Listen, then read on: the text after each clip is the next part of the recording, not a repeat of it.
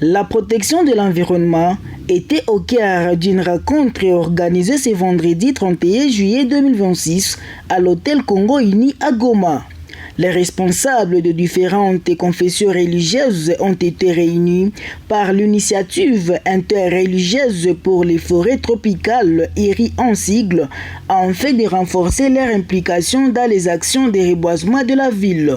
Pour les organisateurs, les leaders religieux ont un rôle important à jouer dans la sensibilisation des communautés à la plantation d'arbres.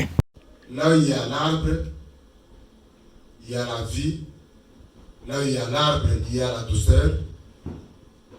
Là où il y a l'arbre, il y a la cohésion et la cohabitation pacifique, surtout pour nous Africains.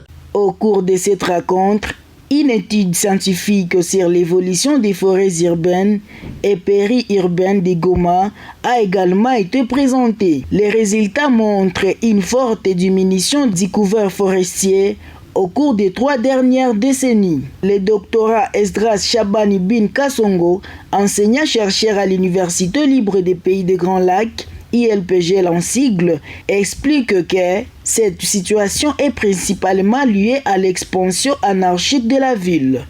Depuis un certain temps, nous assistons au développement anarchique de cette ville. Quand nous parlons de développement anarchique de cette ville, c'est-à-dire les espaces forestiers sont en train de céder des places aux bâtis, ce qui fait en sorte qu'ils s'observe la rareté des arbres, par exemple, dans la ville de Goma, et ce qui nous pousse à affirmer que les forêts urbaines et périurbaines dans la ville seraient en voie de disparition.